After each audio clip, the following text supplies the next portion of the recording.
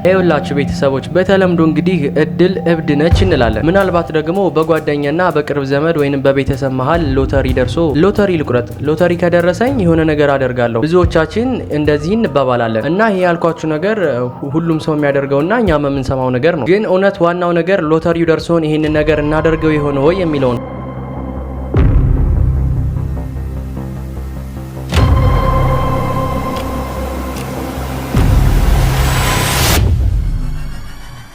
በአንድ የተሳሳተ የራይድ ጥሪ ምክንያት ሁለት ሀገሮች ቅልጥ ያለ ጦርነት ውስጥ ገብተዋል።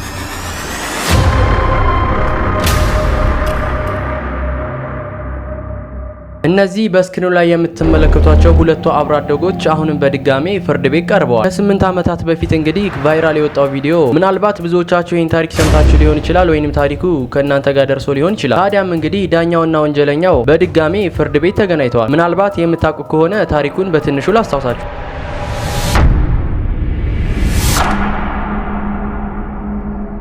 ሰላም ጤና ይስጥልኝ። በመላው ዓለም የምትገኙ ቤተሰቦቼ እንዴት ናችሁ? እንግዲህ ዛሬም እንደተለመደው በሌላ ዶክመንታሪ ቪዲዮ ተመልሻለሁ። እስከ ቪዲዮ ፍጻሜ ድረስ አብራችሁ ይቆዩ።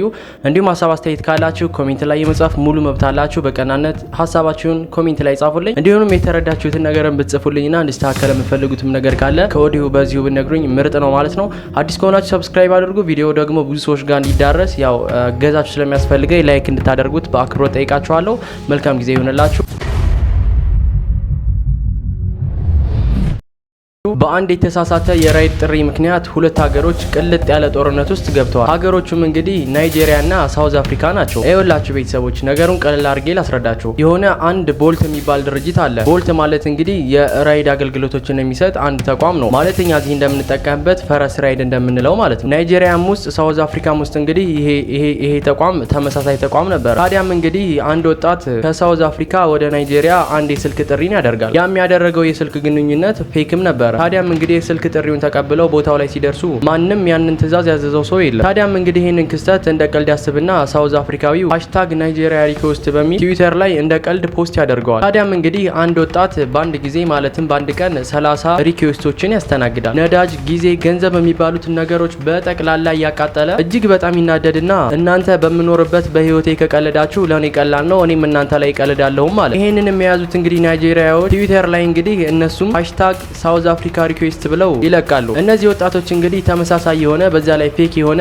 ወደ ሳውዝ አፍሪካ ጥሪያቸውን ያደርጋሉ። ጆሃንስበርግ፣ ኬፕ ታውን እንግዲህ በታክሲ ሰልፍ በታክሲ ወረፋ ትጥለቀለቃለች። ሁሉም እንግዲህ ጥሪ የተደረገላቸው በጠቅላላ ወደ አቅጣጫው ሲሄዱ እንዳለ በጠቅላላ መንገዶቹ ተዘጋግተው ነበር የሚጠብቋቸው። ያው እንደምታውቁት ምክንያቱ ደግሞ ሁሉም ፌክ ጥሪዎች ስለነበሩ ማለት ነው። እንግዲህ ይሄ ክስተት ያው በቀል መሆኑ ነው ማለት ነው። እጅግ በጣም እንግዲህ ብዙ የሚባሉ የመንገድ ጭንቅንቆች፣ እጅግ በጣም ብዙ የመንገድ መጨናነቆችን፣ እጅግ በጣም የመንግስት ጫናንም ጭምር ናይጄሪያዎቹም እንግዲህ እረፉ ቢባሉ ሊተው አልቻሉም። እንግዲህ ይህ ተግባራቸው በዚህም አላበቃም። ምግብ፣ ቲቪ፣ ፍሪጅ እና የተለያዩ የቤት ውስጥ እቃዎችን ሁሉንም እንግዲህ ዴሊቨሪ ላይ ሊከፈሉ የሚችሉ እቃዎችን በጠቅላላ ማለት ነው እንዳለ ትዕዛዝ ኦርደር ያደርጋሉ። ጆሃንስበርግ እና ኬፕ ታውን መንገድ ዝግ ነው ተብሎ በመንግስት ደረጃ ድረስ እስኪተላለፍ ድረስ ማለት ነው እያንዳንዱ ሰዎች እቃቸውን ለማድረስ ወደ ታዘዙበት ቦታ ይሄዳሉ።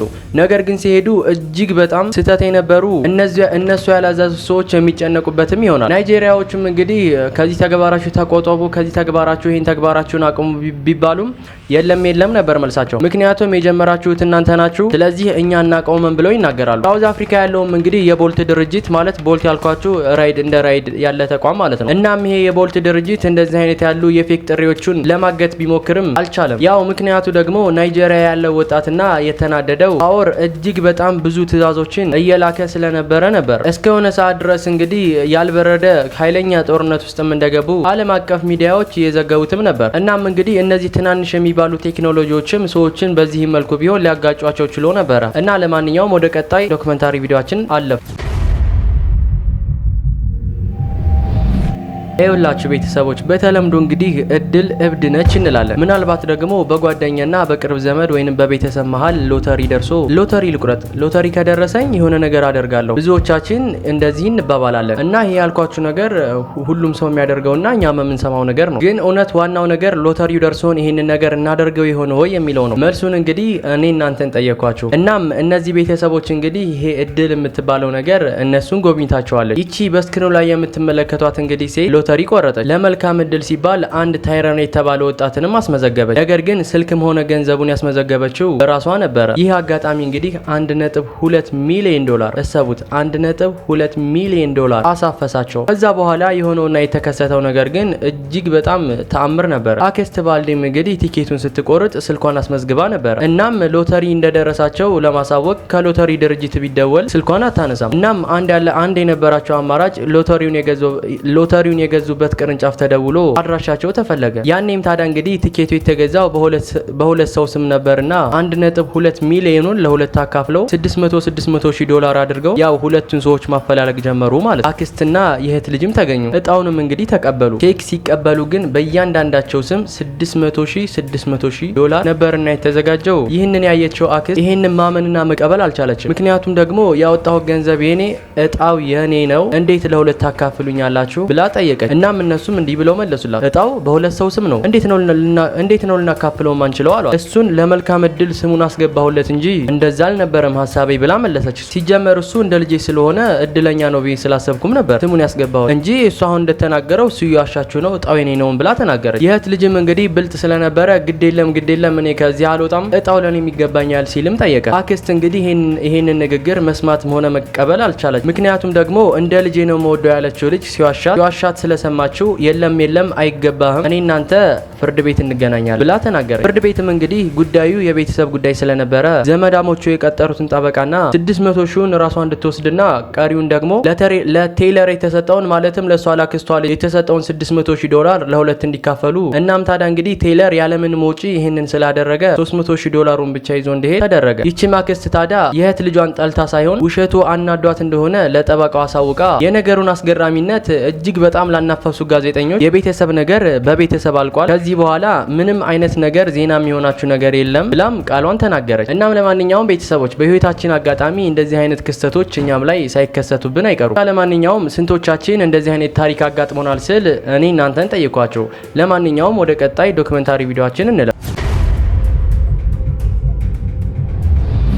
እነዚህ በስክሪኑ ላይ የምትመለከቷቸው ሁለቱ አብሮ አደጎች አሁንም በድጋሜ ፍርድ ቤት ቀርበዋል። ከ8 ዓመታት በፊት እንግዲህ ቫይራል የወጣው ቪዲዮ ምናልባት ብዙዎቻችሁ ይህን ታሪክ ሰምታችሁ ሊሆን ይችላል፣ ወይንም ታሪኩ ከእናንተ ጋር ደርሶ ሊሆን ይችላል። ታዲያም እንግዲህ ዳኛውና ወንጀለኛው በድጋሜ ፍርድ ቤት ተገናኝተዋል። ምናልባት የምታውቁ ከሆነ ታሪኩን በትንሹ ላስታውሳችሁ። ለማስታወስ ያክል ጀጅ መንዲ የዚህን ሰው ፍርድ ተከታትለው በስተመጨረሻም እንግዲህ የኋላ አንድ ጥያቄ ይጠይቁታል። ኖርደስ ስኩል ሃይ ስኩል የተማርክበት ነው ወይ? የመጀመሪያ ጥያቄያቸው ነበረ። ይህም በስክሪኑ ላይ የምትመለከቱት አርተር ቡዝም እጅግ ምስጥ ብሎ አተኩሮ ካያቸውን በኋላ ማንነታቸውን ይረዳል። ህፃን እያሉ አብረው የተማሩ እጅግ በጣም ጥሩ ስብዕናና አስተሳሰብ የነበረው እሳቸው ስለሱ ሲመሰክሩና ሲናገሩ ነበረ። በሂሳብ በሳይንስና በኢኮኖሚክስ ትምህርት እጅግ በጣም ጥሩ ውጤት የነበረው ስብዕናና አስተሳሰቡም የተስተካከለ በጣም ተወዳጅ ልጅም እንደነበረ ስለሱ ሲናገሩ ይደመጣል።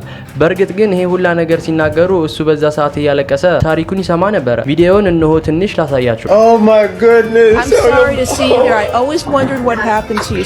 እናም ለማንኛውም ኦ ማይ ጉድነስ የሚለው ድምጹ ታሪኩን የምታውቁ ሰዎች ካላችሁ ይችን ቅጽበት ስታዩ ታስታውሱ ነበር። ታዲያም እንግዲህ ከ10 ወራት እስራት በኋላ እሷም ጥሩ ነገር ተመኝታለት ሲወጣ ተቀብለው እንግዲህ ወደ ትክክለኛ ወደሚባለው ቦታ ወደ ስራ ጎዳናም እንዲገባ አድርገው በአንድ ፋርማሲካል ድርጅት ውስጥ በማናጀርነት ለተወሰኑ ዓመታት ሲያገለግል ነበር። ታዲያም እንግዲህ ከ8 ዓመታት በኋላ እዛው ፍርድ ቤት ዳግመኛ መጥተው አይን ላይን ተያዩ። እሳቸውም እንግዲህ እጅግ በጣም በማዘን ይህንን ኬዝ ይህንን ጉዳይ ያላየውም ስለዚህ ለሌላ ዳኛ ይሰጥልኝ፣ አንተን ከዚህ በኋላ ምንም አይነት ፍርድ መስጠት አልችልም ወይንም መዳኘት አልችልም ሲሉም ተደምጠዋል። እሱም እንግዲህ አንገቱን በማቀርቀር እጅግ በጣም በማዘን ይህንን ፍርድ ቋጭተው ወጥተዋል። ምናልባትም እንግዲህ እርሳቸው ያደረጉትን ወደ ጎን ትቶ ዳግመኛ ወንጀል ውስጥ ገብቶ ይሁን አይሁን የሚለው ነገር የታወቀ ነገር የለም። እናም ለማንኛውም በህይወታችሁ አጋጣሚ ውስጥ የሆነ አንድ እድል ተሰጥቷችሁ እሱን አንድ እድል ካልተጠቀማችሁበት መልሶ ችግር ውስጥ ይከታችኋልና ይሄ ታሪክ ይሄንን ያስተምረናል። ለማንኛውም የዛሬ ፕሮግራማችን ይህን ይመስል ነበረ። እንደተማራችሁበት አልጠራጠርም። ስለዚህ ከተመቻችሁ ላይክ አድርጋችሁ ውጡ።